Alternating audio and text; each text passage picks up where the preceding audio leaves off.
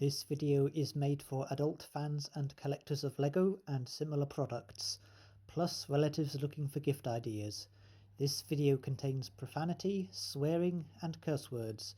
If you are 13 or under, please stop watching right now. Copper really is a fuckload of shite.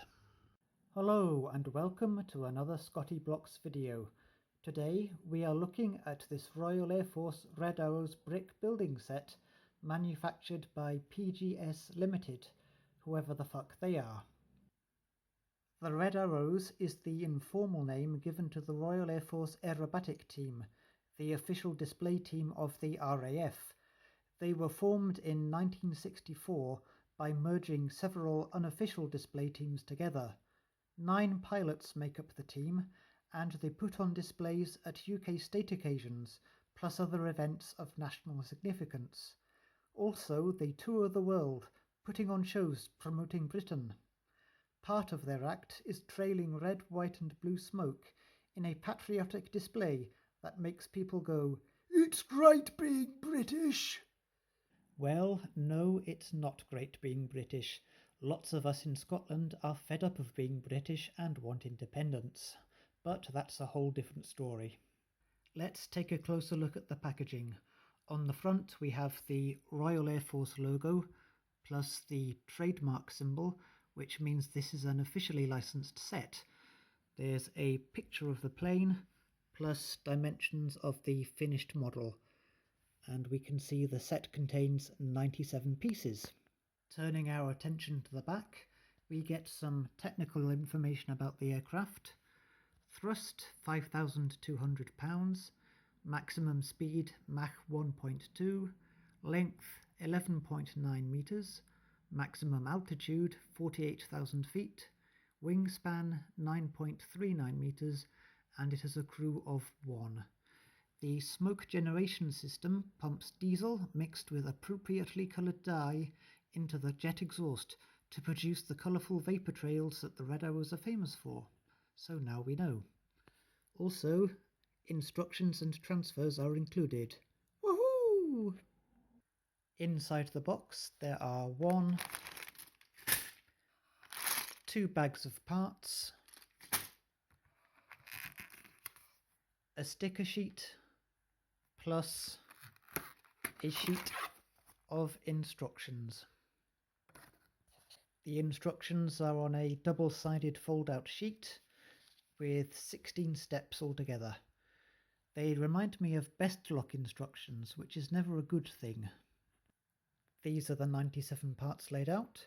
What a lot of red.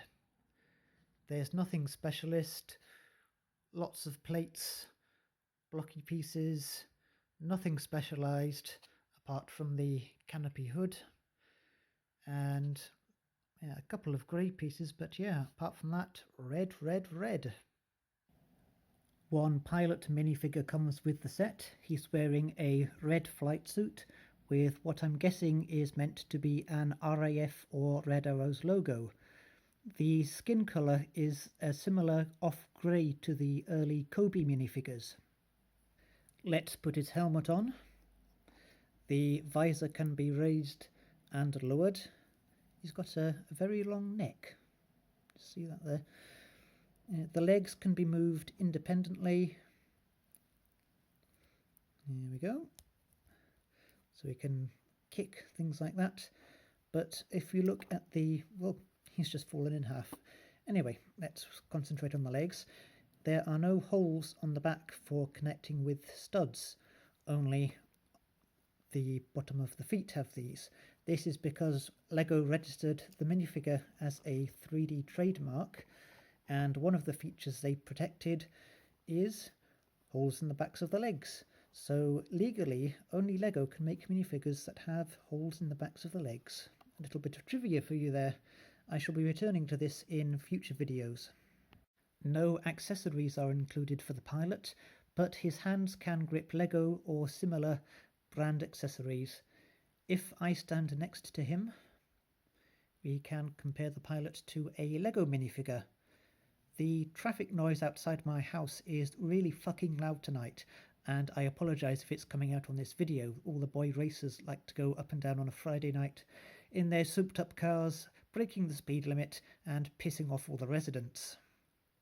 Turning our attention to the plane, the Red Arrows fly BAE Hawk T1 two-seater jets dating from 1979, the same type of plane used by the RAF for fighter pilot training, but the Red Arrows versions have upgraded engines.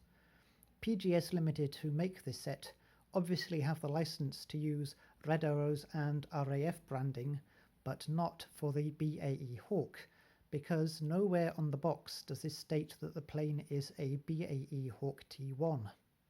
Plastic quality is somewhere between Blocktech and Sluban levels.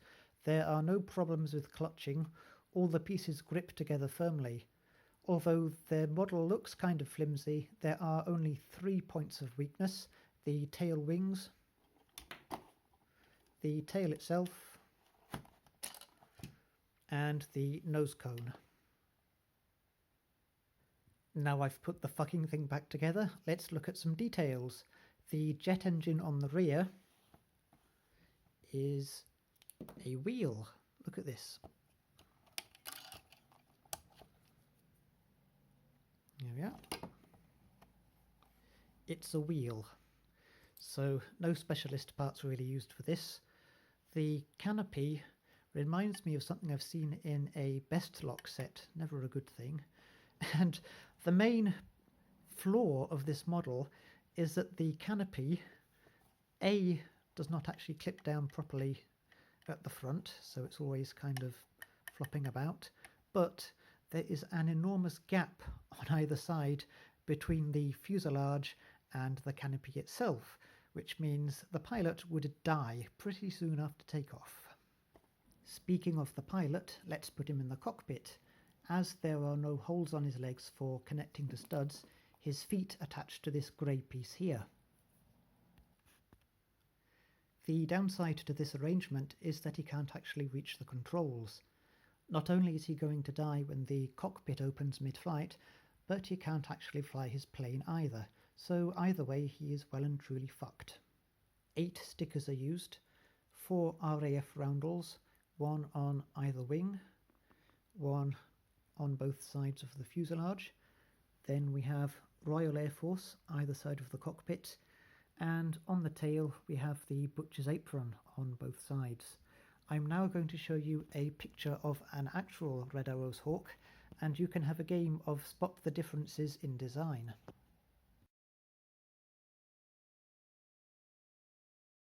As you will have noticed, the real aircraft is sleek, with flowing lines and no sharp angles, whilst the model is very angular, with sharp corners, and has a blocky appearance. One thing I've not mentioned is this piece here, which is included. It's basically a copy of a Lego rocket section, but this attaches to the underneath of the model. Just fit it on.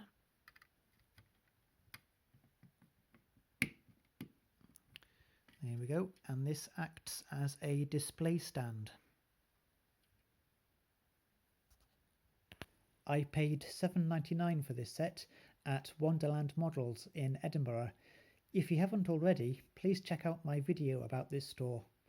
They had a whole shelf stacked full of copies of this set, so they obviously expect it to be a big seller, which I find kind of confusing because, to be honest, it's a bit shite. It has little resemblance to the actual BAE Hawk used by the Red Arrows. The design is very flawed, especially the cockpit canopy area.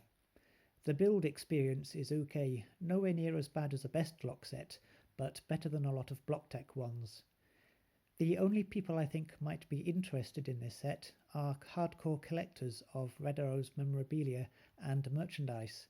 Even then, they will have far more accurate models than this in their collection. I guess kids who are not old enough for more complex models, like those made by Airfix, might be interested in it too. Oh fuck, I mentioned kids, now Copper will be after me.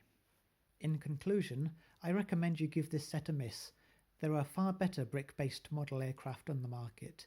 I suppose if you really like the Red Arrows, or aircraft in general, you might get some enjoyment from it, but I don't think you should pay much more than I did, certainly anything over £10 and you will be getting ripped off.